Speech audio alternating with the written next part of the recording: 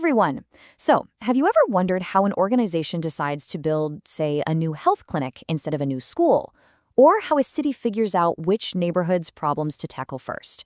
Well, the answer often comes down to this really powerful tool called a needs assessment. And over the next few minutes, we're going to break down exactly what that is and why it is so important. You know the feeling, right? You look around and there are just so many problems that need fixing, but you've only got a limited amount of time, money, and people. It can feel totally overwhelming. Where do you even begin? How do you make sure your efforts are actually going to make a real difference? Well, a needs assessment is what helps you cut through all that noise and gives you a clear, data-driven place to start. So here's our game plan for this explainer. First, we'll get a really simple definition down, then we'll dig into why it's such a crucial tool. After that, we'll look at the 4 different types of need. Yeah, there are different types. Then we'll walk through the basic steps of how to do one, and we'll wrap it all up with a great real-world story that shows you just how powerful this whole process can be. Sound good? Let's jump in. All right, so let's start with the absolute basics. When we talk about a needs assessment, what are we actually talking about? Okay, at its heart, a needs assessment is simply a process for figuring out the gap between what is, our current reality, and what should be, the future we're trying to create. Think of it like a GPS for making a positive change. You can't really plan the best route until you know your exact starting point and your final destination. This process gives you those coordinates and it backs them up with real evidence.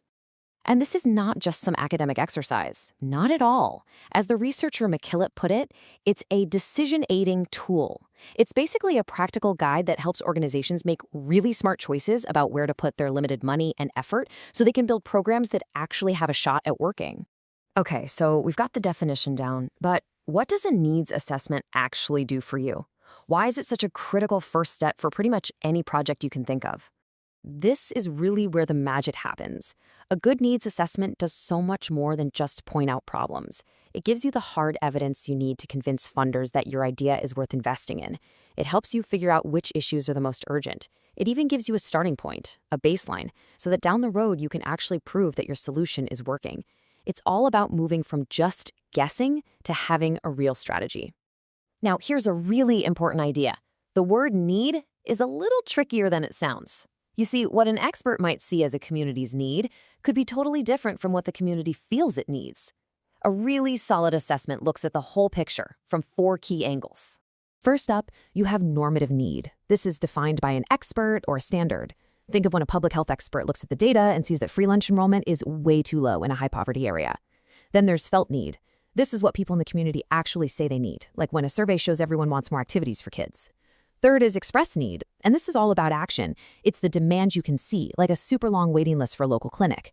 And finally, you've got comparative need. This is where you infer a need. For example, if one community with a certain demographic needs a service, it's a safe bet that a similar community probably needs it too. A great assessment pulls from all 4 of these to get the full story. So we know the what and the why, but what about the how? How do you actually go about doing one of these?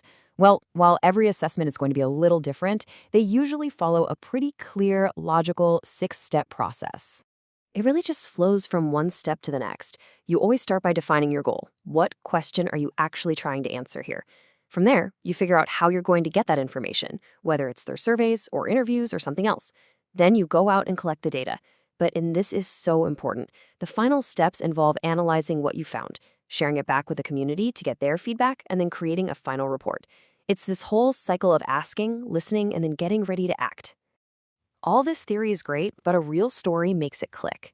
So let's look at a simple but powerful example that shows how a needs assessment can start with just one person's observation and lead to real change. So picture this.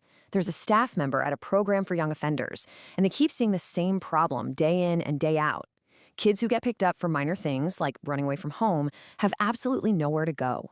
There's a huge, desperate need for temporary shelter. This is a classic felt need, right? Identified by someone right there on the front lines. But just observing something isn't enough to make a change. So someone asked that worker a very simple question. How often is this actually happening? And the answer was just stunning. It was happening between 18 and 20 times every single month.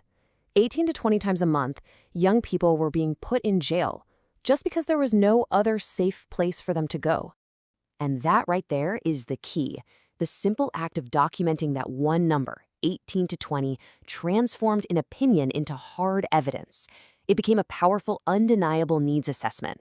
It was the single piece of data that they could then take to city and state officials to advocate for more shelter beds and prove, without a doubt, how urgent this problem really was.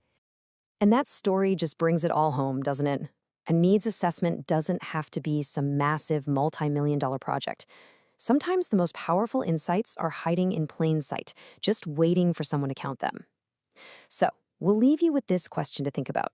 What simple, observable fact, if you just documented it, could unlock a major solution right there in your own community or organization?